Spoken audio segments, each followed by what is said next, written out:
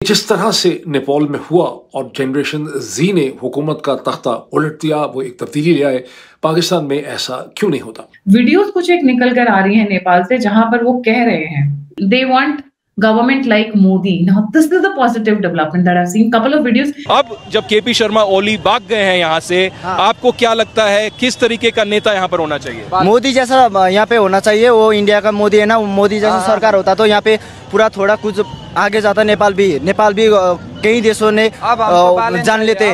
जब तक लोगों को कोई होप रहती है ना कि जी कोई है मसीहा जो निजात का जरिया बन सकता है, जो चेंज कर सकता है सूरत हाल को. एक मैं आपको बात बता दूं, आप बोलेंगे मेजर साहब आप इमोशनल हो रहे हैं, आप इमोशनल हो रहे हैं. बात इमोशन की नहीं है, बात इमोशन की नहीं है दोस्तों. बात यह है कि हमारा नेपालियों के साथ रिश्ता है और वो रिश्ता आपके और मेरे कहने ना कहने से उस रिश्ते पर फर्क नहीं पड़ता. वो है तो है. जहां पर youngsters are talking and the women specially are saying कि we want a government like Modi in Nepal. जी, सबसे पहली जो मुख्य मांग रखी गई है वो ये है कि साहब की भारत को हिंदू राष्ट्र, नेपाल को हिंदू राष्ट्र घोषित करें. जितना हमारा हिंदुस्तानियों का, भारतीयों का नेपाल पे अधिकार है, उतना ही नेपालियों का हम पर अधिकार है. क्या वजह है कि यहाँ पे लोग क्यों नहीं निकलते? यहाँ पे भी बड़ी मुश्किलात है, गुर्बत है, हर चीज है, एक मुसल्लत शुदा हुकूमत है, सब कुछ है.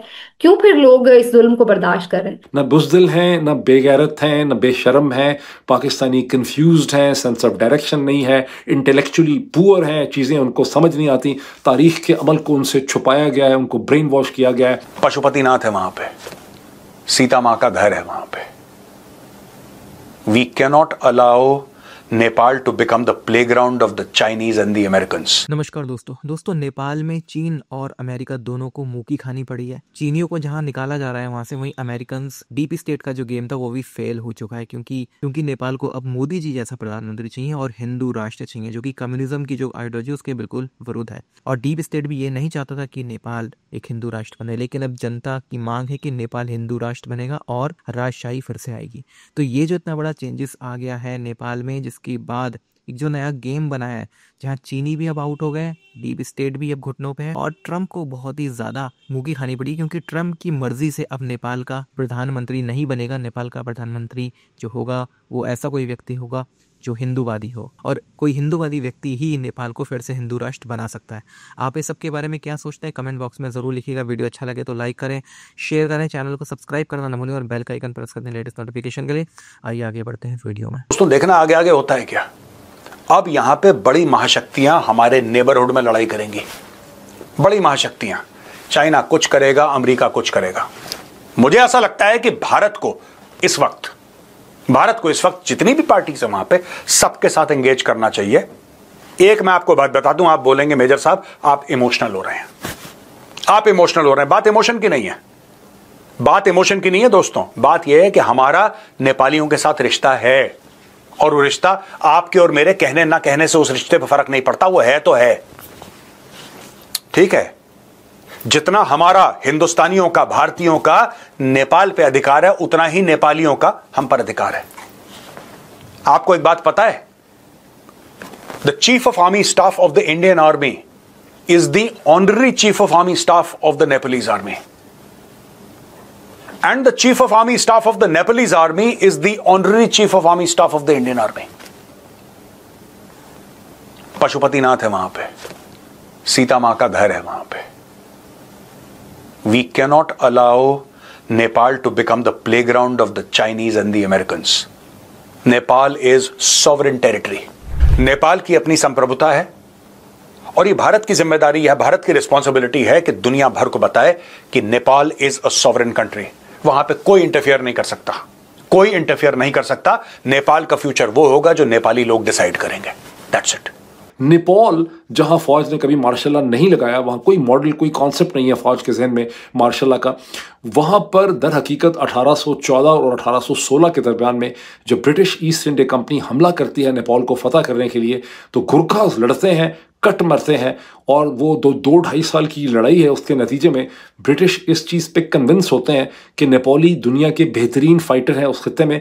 उसके बाद से वो ट्रेडिशन शुरू होता है जहाँ गुरखा रेजिमेंट्स खड़ी की जाती हैं और आज तक ब्रिटिश आर्मी जो है, इंडियन आर्मी जो है वो गुरखास को रिक्रूट करती है, उसकी रेजिमेंट्स एग्जिस्ट करती हैं। ये अंग्रेज़ों के ज़माने का ट्रेडिशन है, अर्ली 19th सेंचुरी का। और वो जो रेमिटेंसेज आती हैं वो नेपाल की इकोनॉमी के अंदर बहुत बड़ी एक कॉन्ट्रीब्यूशन होती है। So Nepal is a creation of the military conflict, independent Nepal.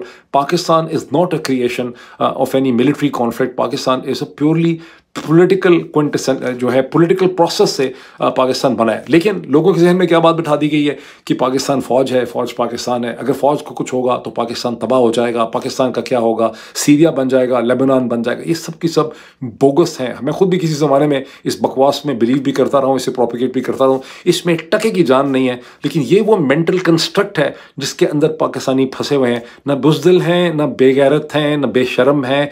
Pakistani confused हैं, सेंस ऑफ डायरेक्शन नहीं है, इंटेलेक्चुअली पुअर हैं, चीज़ें उनको समझ नहीं आती, तारीख के अमल को उनसे छुपाया गया है, उनको ब्रेन वॉश किया गया है। पाकिस्तान के मुतालिया पाकिस्तान के ज़रिए, पीटीवी के ज़रिए, रेडियो पाकिस्तान के ज़रिए, जंग अखबार के ज़रिए, तमाम अखबारात के ज़रिए, उर्दू डाइजेस्ट के ज़रिए, सियारा डाइजेस्ट के ज़रिए, कौमी डाइजेस्ट के ज़रिए, ये सारी, और वो जो जर्नलिस्ट आप देखते हैं टीवी में सारे के सारे। रियलिटी नंबर 2 क्या है? रियलिटी नंबर 2 बड़ी इंटरेस्टिंग है और 99% पाकिस्तानियों को इसका बिल्कुल नहीं पता। वो रियलिटी नंबर 2 ये है कि जो हिंदुस्तान की इंडियन नेशनल कांग्रेस थी, इंडियन नेशनल कांग्रेस भी चाहती थी कि पाकिस्तान बन जाए। इंडियन नेशनल कांग्रेस ने मुखालफत, पाकिस्तान में तो ये बताया गया है कि हमने तो जनाब कांग्रेस और ब्रिटिश से लड़ के पाकिस्तान बनाया। हकीकत ये है कि कांग्रेस तो चाहती थी कि पाकिस्तान बन जाए। और इसको बड़ा इंडिया का अगर आप डिस्कोर्स पढ़ेंगे किताबों का, चूँकि वहाँ बहुत रिच है ट्रेडिशन लिखने का, तो आपको ये बहुत किताबें मिल जाएंगी इसमें।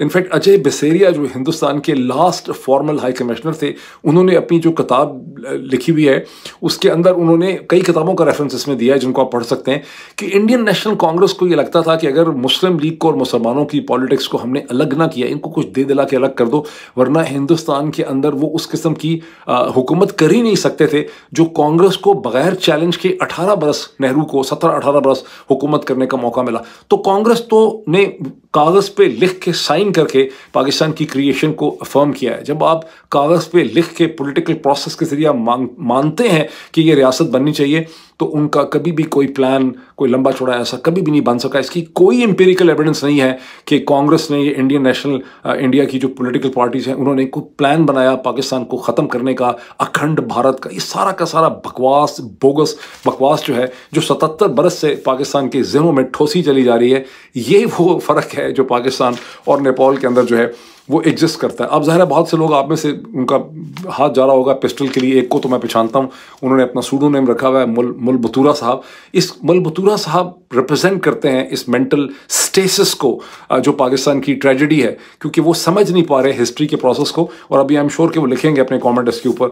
और जब मैं इस तरह की बातें करता हूँ तो इन लोगों को लगता है कि मुझे हिंदुस्तान ने पैसे दे दिए हैं, मैं रॉ का एजेंट बन गया हूँ, किसी और का बन गया हूँ एजेंट। बिकॉज पाकिस्तान में सारी की सारी ब्रेन थिंकिंग को, इस सोच को रोकने के 2 तरीके हैं। या ऐलान कर दें कि इस्लाम के ख़िलाफ़ है, या कहें कि या हिंदुस्तान का एजेंट है, रॉ के साथ मिला हुआ।